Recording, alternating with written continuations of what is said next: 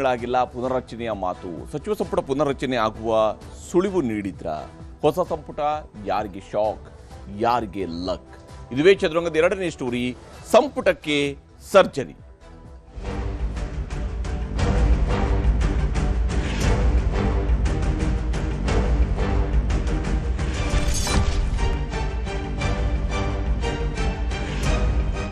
ಡಿ.ಕೆ. ಶಿವಕುಮಾರ್ ಅವರ ಸಂಪುಟ ವಿಸ್ತರಣೆಯಾಗಿ 1 ತಿಂಗಳು ಕಂಪ್ಲೀಟ್ ಆಗಿಲ್ಲ. ಆದರೆ ಅದಕ್ಕೂ ಮುಂಚಿತವಾಗಿಯೇ ಸಂಪುಟಕ್ಕೆ ಸರ್ಜರಿ ಆಗುತ್ತೆ ಅನ್ನೋದ್ರ ಬಗ್ಗೆ ಅನುಮಾನಗಳು, ಅಭಿಪ್ರಾಯಗಳು ವ್ಯಕ್ತವಾಗ್ತಾ ಇದ್ದಾವೆ, ರೂಪುಗೊಳ್ತಾ ಇದ್ದಾವೆ. ಇದಕ್ಕೆ ಕಾರಣಗಳು ಕೂಡ ಕಾಂಗ್ರೆಸ್ನದ್ದೇ ಆಗಿದ್ದಾವೆ. ಯಾಕೆಂದರೆ ಕಾಂಗ್ರೆಸ್ನಲ್ಲಿ ಆಗಿರುವಂತಹ ಬೆಳವಣಿಗೆಗಳು ಈ ಸಂಪುಟ ಇದಕ್ಕೊಂದು ಸರ್ಜರಿ ಮಾಡಿದ್ರೇ ಪರಿಹಾರವನ್ನು ಕಂಡುಕೊಳ್ಬಹುದು ಅನ್ನುವಂಥ ಸ್ಥಿತಿಗೆ ಬಂದು ನಿಂತಂತೆ ಕಾಣ್ತಾ ಇದೆ. ವಿಸ್ತರಣೆಯಾಗಿ ತಿಂಗಳಾಗಿಲ್ಲ, ಅಷ್ಟರಲ್ಲಾಗಲೇ ಪುನಾರಚನೆಯ ಮಾತು ಕಾಂಗ್ರೆಸ್ ಪಾಳೆಯದ ಒಳಗಡೆ ಕೇಳಿ ಬರ್ತಾ ಇರುವಂಥದ್ದು. ಇದು ಬೇರೆಲ್ಲಿಂದಲೂ ಬರ್ತಾ ಇರುವಂಥದ್ದಲ್ಲ, ಕಾಂಗ್ರೆಸ್ ಪಾಳೆಯದಲ್ಲಿನೇ ಈ ಚರ್ಚೆಗಳಾಗ್ತಾ ಇದೆ. ಸಚಿವ ಸಂಪುಟ ಪುನರ್ರಚನೆ ಆಗುವಂತಹ ಸುಳಿವು ಈಗಾಗಲೇ ಸಿಕ್ಕಿರುವಂಥದ್ದು ಸ್ಪಷ್ಟವಾಗಿದೆ. ಯಾಕಂದರೆ ಬಹುತೇಕ ಸೆಪ್ಟೆಂಬರ್ ಮೊದಲ ವಾರದಲ್ಲಿ ಸಂಪುಟಕ್ಕೇ ಒಂದು ಪುನರ್ರಚನೆಯ ಭಾಗ್ಯ ರೂಪುಗೊಳ್ಳಬಹುದು. ಅಂಥ ಪುನರ್ರಚನೆ ಆದರೆ ಯಾರಿಗೆ ಶಾಕ್ ತಗಲುತ್ತೆ, ಯಾರಿಗೆ ಲಕ್ ಕುದುರುತ್ತೆ, ಇದು ಕೂಡ ಅತ್ಯಂತ ಕುತೂಹಲಕಾರಿಯಾಗಿರ್ತಕ್ಕಂಥ ವಿಚಾರ. ಯಾಕಂದರೆ ಇಲ್ಲಿ ಹಾಗಾದರೆ ಸಂಪುಟಕ್ಕೆ ಸರ್ಜರಿ ಮಾಡುವಂಥದ್ದು ಅಂಥದ್ದು ಏನಾಗಿದೆ? ಈಗ ನಾಗೇಂದ್ರ ಅವರ ರಾಜೀನಾಮೆಯನ್ನು ಕೇಳ್ತಾ ಇದ್ದಾರೆ. ಸರ್ಕಾರ ಒಂದು ಕಡೆಯಲ್ಲಿ ಸ್ಪಷ್ಟವಾಗಿ ಹೇಳ್ತಾ ಇದೆ, ಯಾವುದೇ ಕಾರಣಕ್ಕೂ ನಾಗೇಂದ್ರ ಅವರ ರಾಜೀನಾಮೆಯನ್ನು ಪಡ್ಕೊಳ್ಳಲಿಲ್ಲ ಅಂತ ಹೇಳಿದ್ದಾರೆ. ಇಂತಹ ಸಂದರ್ಭದಲ್ಲಿ ಹಾಗಾದರೆ ಯಾವ ಉದ್ದೇಶಕ್ಕಾಗಿ ಈ ಒಂದು ಸರ್ಜರಿ? ಮತ್ತೆ ಕೇಳ್ತಾ ಇದೆ ರಾಜ್ಯ ಸಚಿವ ಸಂಪುಟ ಪುನರ್ರಚನೆಯ ಮಾತು. ಸರ್ಕಾರದಲ್ಲಿ ಮತ್ತೆ ಕೇಳಿ ಬರ್ತಾ ಇದೆ ಸಂಪುಟ ಪುನರ್ರಚನೆಯ ಮಾತು. ಸಂಪುಟ ವಿಸ್ತರಣೆಯ ಬಳಿಕ ಎದ್ದಿರುವಂತಹ ಬಂಡಾಯಕ್ಕೆ ಮದ್ದು ಅರೆಯುವ ರಣತಂತ್ರವೊಂದನ್ನು ಈಗ ಕಾಂಗ್ರೆಸ್ನ ಕಲಿಗಳು ರೂಪಿಸ್ತಾ ಇದ್ದಾರೆ ಅಂತ ಹೇಳಿ, ವಿಶೇಷವಾಗಿ ಬಂಡಾಯ, ಬೇಡಿಕೆ, ಬಿಗುಪಟ್ಟುಗಳಿಗೆಲ್ಲ ಪುನರ್ರಚನೆಯೇ ಮದ್ದು ಅನ್ನುವಂಥದ್ದು ಬಹುತೇಕ ಖಚಿತ ಆದಂತೆ ಕಾಣ್ತಾ ಇದೆ. ಇದರಲ್ಲಿ ಕೆಲವರು ಮಂತ್ರಿಗಳನ್ನು ಈಗ ಸಂಪುಟದಿಂದ ಕೈ ಬಿಡಬೇಕಾದ ಅನಿವಾರ್ಯತೆಗೂ ಕೂಡ ಕಾಂಗ್ರೆಸ್ ಬಂದಿದೆ ಅಂತ ಹೇಳಿ, ಇದೇ ಕಾರಣಕ್ಕಾಗಿ ಗುರುವಾರ ದೆಹಲಿಗೆ ಮುಖ್ಯಮಂತ್ರಿ ಡಿ.ಕೆ. ಶಿವಕುಮಾರ್ ಅವರು ತೆರಳಲಿದ್ದಾರೆ. ದೆಹಲಿಗೆ ಹೋಗಿ ಅವರು ಸಂಪುಟ ಪುನರ್ರಚನೆಯ ಬಗ್ಗೆ ತೀರ್ಮಾನಗಳನ್ನು ಕೈಗೊಳ್ಳಬಹುದು. ಸಂಪುಟ ಪುನರ್ರಚನೆ ಆಗದೇ ಇದ್ರೆ ಆಗೋದಿಲ್ಲ, ನಾವು ಮಾಡೋದಿಲ್ಲ, ಸಂಪುಟ ಪುನರ್ರಚನೆ ಮಾಡೋದಿಲ್ಲ, ಕೇವಲ ಒಂದು ಖಾಲಿ ಸ್ಥಾನ ಏನಿದೆ ಆ ಖಾಲಿ ಸ್ಥಾನ ಮಾತ್ರ ತುಂಬುವಂಥದ್ದು, ಬಿಟ್ಟ ಸ್ಥಳ ತುಂಬಿರಿ ಅನ್ನೋ ರೀತಿಯಲ್ಲಿ ಖಾಲಿ ಸ್ಥಾನ ತುಂಬಿರಿ ಅಂತ ಒಂದು ಸ್ಥಾನಕ್ಕೆ ಮಾತ್ರ ಸೀಮಿತಗೊಳಿಸ್ತೀವಿ ಅನ್ನೋದನ್ನಾದರೂ ಹೇಳಬೇಕಾಗತ್ತೆ. ಅಲ್ಲಿವರೆಗೂ ಕೂಡ ಈಗ ಚರ್ಚೆಗಳು ನಡೀತಾ ಇದ್ದಾವೆ. ವರಿಷ್ಠರನ್ನ ಭೇಟಿ ಮಾಡಿ ಬದಲಾವಣೆಗಳ ಚರ್ಚೆ ಮತ್ತು ತೀರ್ಮಾನಗಳನ್ನು ಕೈಗೊಳ್ಳುವಂತಹ ಸಾಧ್ಯತೆ ದಟ್ಟವಾಗಿ ಗೋಚರಿಸಿದೆ. ಕೇವಲ ಅವರು ಸಂಪುಟ ವಿಸ್ತರಣೆಗಾಗಿ ಮಾತ್ರ ಹೋಗ್ತಾ ಇಲ್ಲ ಅಥವಾ ಸಂಪುಟ ಪುನರ್ರಚನೆಗಾಗಿ ಮಾತ್ರ ಹೋಗ್ತಾ ಇಲ್ಲ, ಬದಲಿಗೆ ಇದೇ ಸಂದರ್ಭದಲ್ಲಿ ನಿಗಮ ಮಂಡಳಿಗಳ ಅಧ್ಯಕ್ಷ ಸ್ಥಾನದ ಬಗ್ಗೆಯೂ ಕೂಡ ಚರ್ಚೆಯನ್ನು ನಡೆಸೋರಿದ್ದಾರೆ. ಹಾಗಾದರೆ ಮುಖ್ಯಮಂತ್ರಿಯವರ ದೆಹಲಿ ಅಜೆಂಡಾ ಏನು? ಸಂಪುಟ ಪುನರ್ರಚನೆಯ ಸಾಧ್ಯತೆ ಇದು ಬಹಳ ಪ್ರಮುಖವಾಗಿರುವಂತಹ ಅಜೆಂಡಾ. ಯಾಕಂದ್ರೆ ಕಾಂಗ್ರೆಸ್ನದ್ದೇ ಶಾಸಕರು ಕಾಯ್ತಾ ಕೂತಿದ್ದಾರೆ, ನಮಗೆ ಸಂಪುಟದಲ್ಲಿ ಅವಕಾಶ ಸಿಗುತ್ತೆ. ಹೆಂಗೆ ಗೊತ್ತಿಲ್ಲ, ಆದರೆ ಅವಕಾಶವನ್ನು ಮಾಡಿಕೊಡ್ತಾರೆ. ತಪ್ಪಾಗಿದೆ ಅಂತ ಹೇಳಿದರೆ ತಪ್ಪನ್ನು ಸರಿಪಡಿಸ್ಕೊಳ್ತಾರೆ ಅನ್ನುವಂತಹ ವಿಶ್ವಾಸದ ಮಾತುಗಳನ್ನ ವಿಜಯನಗರದ ಶಾಸಕರಾಗಿರುವಂತಹ ಎಂ ಕೃಷ್ಣಪ್ಪ ಅವರು ಈಗಾಗಲೇ ಸ್ಪಷ್ಟವಾಗಿ ಹೇಳಿದ್ದಾರೆ. ಹೀಗಾಗಿ ಸಂಪುಟ ಪುನರ್ರಚನೆಯ ಸಾಧ್ಯತೆಯ ಬಗ್ಗೆಯೂ ಕೂಡ ಚರ್ಚೆಗಳಾಗ್ತಿದ್ದಾವೆ. ಕಾರ್ಯಕರ್ತರು 2ನೇ ಹಂತದ ನಾಯಕರುಗಳಿಗೆ ಸ್ಥಾನಮಾನವನ್ನು ಕೊಡಿಸಬೇಕು, ಸಂಪುಟದಲ್ಲಿ ಶಾಸಕರಿಗೆ ಸ್ಥಾನ ಕೊಡಿಸಬೇಕು.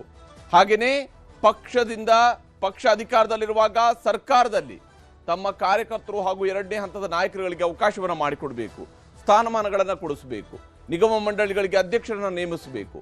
ಅದಕ್ಕಾಗಿ ಅಧ್ಯಕ್ಷ ಮತ್ತು ಉಪಾಧ್ಯಕ್ಷರ ನೇಮಕಕ್ಕೆ ಬೇಕಾದಂಥ ಅನುಮೋದನೆಯನ್ನ ಪಾರ್ಟಿ ಹೈಕಮಾಂಡ್ನಿಂದ ಪಡ್ಕೊಳ್ಬೇಕು. ಈ ನಿಟ್ಟಿನಲ್ಲೂ ಕೂಡ ಪ್ರಯತ್ನಗಳು ನಡೀತಾ ಇದ್ದಾವೆ. ಬಿ ನಾಗೇಂದ್ರ ರಾಜೀನಾಮೆಗೆ ಪ್ರತಿಪಕ್ಷಗಳು ಒತ್ತಡವನ್ನು ಹೇರ್ತಾ ಇದ್ದಾವೆ. ಬಿ ನಾಗೇಂದ್ರ ಅವರು ರಾಜೀನಾಮೆಯನ್ನ ಕೊಡಲೇಬೇಕು ಅನ್ನೋಂತಹ ಒತ್ತಡವನ್ನ ಪ್ರತಿಪಕ್ಷಗಳು ಹೇರ್ತಾ ಇದ್ದಾವೆ. ಇಂತಹ ಸಂದರ್ಭದಲ್ಲಿ ನಾಗೇಂದ್ರ ಅವರ ವಿಚಾರದಲ್ಲಿ ಏನು ತೀರ್ಮಾನ ಕೈಗೊಳ್ಳಬೇಕು ಅನ್ನೋದ್ರ ಬಗ್ಗೆಯೂ ಕೂಡ ಹೈಕಮಾಂಡ್ನ ನಾಯಕರುಗಳ ಜೊತೆಗೆ ಚರ್ಚೆಯನ್ನು ನಡೆಸಬಹುದು. ಸಂಪುಟದಲ್ಲಿ ಖಾಲಿ ಉಳಿದಿರುವಂತಹ ಮಹಿಳಾ ಕೋಟವನ್ನ ತುಂಬಬೇಕು. 1 ಸ್ಥಾನ ಖಾಲಿ ಉಳಿದಿದೆ. ಮಹಿಳೆಯರಿಗೆ ಯಾರಿಗೂ ಕೂಡ ಮಂತ್ರಿ ಸ್ಥಾನವನ್ನು ಕಾಂಗ್ರೆಸ್ ಅವರು ಕೊಟ್ಟಿಲ್ಲ. ಇದು ಈಗಾಗಲೇ ಬಹಳ ದೊಡ್ಡ ಟೀಕೆಗೆ ಗುರಿಯಾಗಿದೆ. ಹೀಗಾಗಿನೇ ಈಗ ಒಬ್ಬ ಮಹಿಳೆಗೆ ಅವಕಾಶವನ್ನ ಮಾಡಿಕೊಡ್ಲೇಬೇಕಂತ ಅನಿವಾರ್ಯತೆ ಕಾಂಗ್ರೆಸ್ನವರಿಗೂ ಕೂಡ ಇದೆ. ಆ ಪ್ರಯತ್ನ ನಡೀಬಹುದು. ಅಸಮಾಧಾನ ತಣಿಸೋದಕ್ಕೆ 2-3 ಹಿರಿಯ ಸಚಿವರಿಗೆ ಕುಕ್ಕು ಕೊಡುವ ಸಾಧ್ಯತೆಯೂ ಕೂಡ ಇದೆ. ಆಮೇಲೆ ಹೊಸ ಅಸಮಾಧಾನ ಸೃಷ್ಟಿಯಾಗುತ್ತಾ ಗೊತ್ತಿಲ್ಲ. ಆದರೆ ಒಂದಿಬ್ರು ಅಥವಾ ಮೂವರನ್ನ ಸಂಪುಟದಿಂದ ಕೈಬಿಟ್ಟು ಅವರ ಸ್ಥಾನಗಳಿಗೆ ಬೇರೆಯವರನ್ನ ತುಂಬಿ ಆ ಮೂಲಕ ಆಯ್ತಪ್ಪ ತುಂಬ ಅಸಮಾಧಾನಗೊಂಡವ್ರನ್ನ ಸಮಾಧಾನ ಮಾಡಿದ್ವಿ. ಈಗ ಹೊಸದಾಗಿ ಸಂಪುಟದಿಂದ ಕೈಬಿಟ್ಟವ್ರಿಗೆ ಅಸಮಾಧಾನ ಏನಾದರೂ ಆಗೋದಿದ್ರೆ ನೀವು 1 ತಿಂಗಳು ಮಂತ್ರಿ ಆಗಿದ್ರಲ್ಲ, ಹಾಗಾಗಿ ಸಮಾಧಾನ ಪಡಿ ಅನ್ನುವಂತಹ ನಿಟ್ಟಿನಲ್ಲಿ ಅವ್ರಿಗೆ ಸಮಾಧಾನ ಹೇಳಬಹುದು. ಇಲ್ಲಿ ಯಾರಿಂದೆಲ್ಲ ಪ್ರಬಲ ಒತ್ತಡ ಬರ್ತಾ ಇದೆ ಅನ್ನೋದನ್ನ ನಾವು ಗಮನಿಸಬೇಕು. ಬಹಳ ಮುಖ್ಯವಾಗಿ ಬಸವರಾಜ ಶಿವಣ್ಣನವರು, ಬ್ಯಾಡಗಿ ಶಾಸಕರು, ಇವರ ಹೆಸರು ಅಂತಿಮ ಪಟ್ಟಿಯಲ್ಲೂ ಕೂಡ ಇತ್ತು ಅಂತ ಹೇಳಿ ಕಾಂಗ್ರೆಸ್ನ ಮೂಲಗಳು ಹೇಳ್ತಾ ಇರುವಂಥದ್ದು. ವಿಶೇಷವಾಗಿ ಸಿದ್ದರಾಮಯ್ಯನವರು ಇವರ ಹೆಸರನ್ನು ರೆಕಮೆಂಡ್ ಮಾಡಿದ್ರು ಮತ್ತು ಕುರುಬ ಸಮುದಾಯದಿಂದ ಉತ್ತರ ಕರ್ನಾಟಕ ಭಾಗಕ್ಕೆ ಒಬ್ಬರಿಗೆ ಅವಕಾಶ ಕೊಡಬೇಕು ಅಂತ ಹೇಳಿ ಬಸವರಾಜ ಶಿವಣ್ಣನವರ ಹೆಸರನ್ನು ಹಾಕಲಾಯಿತು. ಆದರೆ ಅವರ ಬದಲಿಗೆ ಕೊನೆಗೆ ಅಲ್ಲಿ ಆದಂಥದ್ದು ಗಾಯತ್ರಿ ಶಾಂತಿಗೌಡರಿಗೆ ಅವಕಾಶ ಸಿಕ್ತು. ಆಮೇಲೆ ಅದನ್ನು ಕೂಡ ನಿಲ್ಲಿಸಲಾಯಿತು. ಆದರೆ ಬಸವರಾಜ ಶಿವಣ್ಣನವರಿಗೆ ಅವಕಾಶ ಕೊಟ್ಟಿಲ್ಲ ಅನ್ನೋ ಕಾರಣಕ್ಕಾಗಿ ಸಿದ್ದರಾಮಯ್ಯನವರು ಮುನಿಸ್ಕೊಂಡಿದ್ದಾರೆ. ನಂತರ ಕಾಂಗ್ರೆಸ್ನ ಕಾರ್ಯಕ್ರಮಗಳಿಂದ ದೂರ ಉಳಿದಿದ್ದಾರೆ. ಪ್ರಮಾಣ ವಚನ ಸಮಾರಂಭದಿಂದ ಕೂಡ ದೂರ ಉಳಿದಿದ್ರು. ಇನ್ನೊಬ್ರು ಎಂ ಕೃಷ್ಣಪ್ಪ, ವಿಜಯನಗರದ ಶಾಸಕರು, ಅವರು ಕೇಳ್ತಾ ಇರುವಂಥದ್ದು ಬಹಳ ಜೆನ್ಯೂನ್ ಆಗಿ ಅವ್ರು ಕೇಳ್ತಾ ಇದ್ದಾರೆ. ನಾವು 4 ಬಾರಿ ಗೆದ್ದಿದ್ದೀನಿ, ನಾನು ಮಗ 3 ಬಾರಿ ಗೆದ್ದಿದ್ದಾರೆ, ನಾವು ನಮ್ಮ ಅರ್ಹತೆ ಮೇಲೆ ಗೆದ್ಕೊಂಡು ಬಂದಿದ್ದೀವಿ. ಹೀಗಿರುವಾಗ ನಮಗೆ ಯಾಕೆ ಅವಕಾಶ ಕೊಡ್ತಾ ಇಲ್ಲ? ನಮ್ಗೆ ಅರ್ಹತೆ ಇದೆ, ಅರ್ಹತೆ ಇದ್ದಾಗ ನಮ್ಗೆ ಯಾಕೆ ಕೊಡ್ತಾ ಇಲ್ಲ?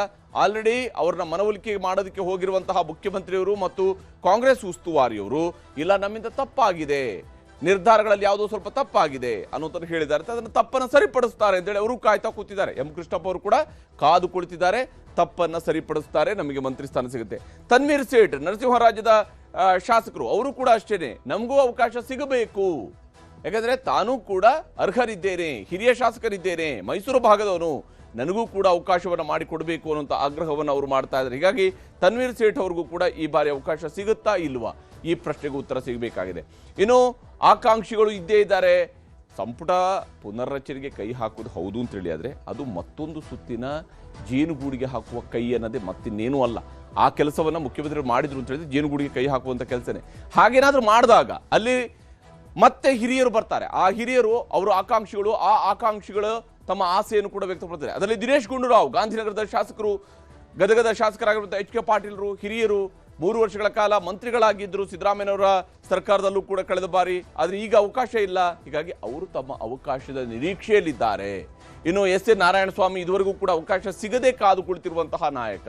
ಮತ್ತು ವಿಶೇಷವಾಗಿ ಕೋಲಾರ ಚಿಕ್ಕಬಳ್ಳಾಪುರ ಭಾಗಕ್ಕೆ ಒಬ್ರಿಗಾದ್ರೂ ಅವಕಾಶ ಮಾಡಿಕೊಡುವಾಗ ನನಗೇ ಕೊಡಬೇಕು ಅಂತ ಹೇಳಿ ನಾರಾಯಣಸ್ವಾಮಿ ಅವರು ಕೇಳ್ತಾ ಇದ್ದಾರೆ, ಬಂಗಾರಪೇಟೆಯ ಶಾಸಕರು.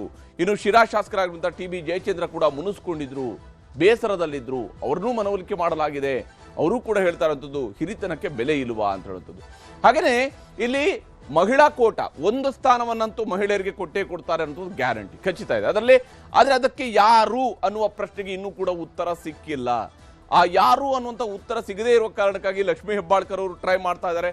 ಅವ್ರಿಗೆ ಅವಕಾಶ ಸಿಗುತ್ತಾ? ಬೆಳಗಾವಿ ಗ್ರಾಮಾಂತರದ ಶಾಸಕಿ. ಆದರೆ ಇಲ್ಲಿ ಈಗಾಗಲೇ ಲಿಂಗಾಯತ ಸಮುದಾಯದಿಂದ ಕೊಟ್ಟಿರುವಂಥ ಅವಕಾಶಗಳನ್ನು ಗಮನಿಸಿದಾಗ ಲಕ್ಷ್ಮೀ ಹೆಬ್ಬಾಳ್ಕರ್ ಅವರಿಗೆ ಅವಕಾಶ ಸಿಕ್ಕಿದ್ರೆ ಆಲ್ರೆಡಿ 7 ಮಂದಿ ಸಚಿವರಿದ್ದಾಗ 8ನೇವರಿಗೆ ಸಚಿವ ಸ್ಥಾನ ಕೊಡ್ತಾರಾ? ಈ ಪ್ರಶ್ನೆ ಇದೆ. KGFನ ಶಾಸಕಿ ರೂಪಕಲಾ ಶಶಿಧರ್ ಅವ್ರಿಗೂ ಅಷ್ಟೇನೆ, ಅವರಿಗೆ ಒಂದು ವೇಳೆ ಅವಕಾಶ ಕೊಟ್ಟರೆ ಆಲ್ರೆಡಿ ಅವ್ರ ತಂದೆ ಮಂತ್ರಿ ಇದ್ದಾರೆ, ಹಾಗಾಗಿ ತಂದೆಯ ಬದಲಿಗೆ ಮಗಳನ್ನ ಮಂತ್ರಿ ಮಾಡ್ತಾರ ಅನ್ನುವಂಥ ಪ್ರಶ್ನೆ ಇದ್ದೇ ಇದೆ. ಆದರೆ ಮೊನ್ನೆಯಷ್ಟೇ ಇವರ ತಂದೆಯ ಖಾತೆನೂ ಬದಲಿ ಮಾಡಿಕೊಟ್ಟಿದ್ದಾರೆ, ಸಮಾಜ ಕಲ್ಯಾಣದಂತಹ ದೊಡ್ಡ ಖಾತೆಯನ್ನು ಕೊಟ್ಟಿದ್ದಾರೆ. ಇಂತಹ ಸಂದರ್ಭದಲ್ಲಿ ಅವರ ಮಗಳಿಗೆ ಅವಕಾಶವನ್ನು ಮಾಡಿಕೊಡ್ತಾರಾ? ಈ ಪ್ರಶ್ನೆ ಇದ್ದೇ ಇದೆ. ಹಾಗೆಯೇ ಇಲ್ಲಿರುವಂತಹ ಮುಂಚೂಣಿಯಲ್ಲಿರುವಂತಹ ಸದಸ್ಯರುಗಳ ವಿಚಾರಕ್ಕೆ ಬಂದಾಗ ಗಾಯತ್ರಿ ಶಾಂತೇಗೌಡ ಅವರು ಕೂಡ ಇದ್ದಾರೆ. MLC ಗಾಯತ್ರಿ ಶಾಂತೇಗೌಡ. ಕುರುಬಕೋಟವೂ ಕೂಡ ಆಗುತ್ತೆ, ಮಹಿಳೆ ಅನ್ನೋದಕ್ಕೆ ಮಹಿಳೆಯೂ ಕೂಡ ಆಗುತ್ತೆ. ಆದರೆ ವಿಧಾನ ಪರಿಷತ್ತಲ್ಲಿ 2 ಸದಸ್ಯರುಗಳು ಯಾರು ಮಂತ್ರಿಗಳಾಗ್ತಾರೆ ಅವರಿಬ್ರು ಕೂಡ ಕುರುಬಕೋಟದಿಂದಲೇ. ಆದರೆ ಹೇಗೆ? ಈ ಪ್ರಶ್ನೆ ಇದೆ. ಮತ್ತು ಕುರುಬ ಸಮುದಾಯಕ್ಕೇನೆ ಕೊಡೋದಕ್ಕೆ ಮುಂದಾದ್ರೆ ಆಗ ಸಿದ್ದರಾಮಯ್ಯನವರು ಒಪ್ಕೊಳ್ತಾರೆ. ಯಾಕಂದ್ರೆ ಅವರು ಬಸವರಾಜ ಶಿವಣ್ಣನವರು, ಅದೇ ಸಮುದಾಯದ ಬಸವರಾಜ ಶಿವಣ್ಣನವರ ಪರವಾಗಿ ಅವರು ಬ್ಯಾಟ್ ಮಾಡ್ತಿರುವಾಗ ಅವರು ಈಗ ಒಪ್ಕೊಳ್ತಾರ ಅನ್ನೋಂಥ ಪ್ರಶ್ನೆ ಇದೆ. ಅನ್ನಪೂರ್ಣ ತುಕಾರಾಮ್ ಅವರು ಕೂಡ ಇಲ್ಲಿ ರೇಸ್ನಲ್ಲಿರುವಂತಹ ಇನ್ನೋರ್ವ ಶಾಸಕಿ, ಅವರು ಕೂಡ ಮಂತ್ರಿ ಆಗುವಂತ ಅವಕಾಶ ಸಿಗುತ್ತಾ ನೋಡಬೇಕು.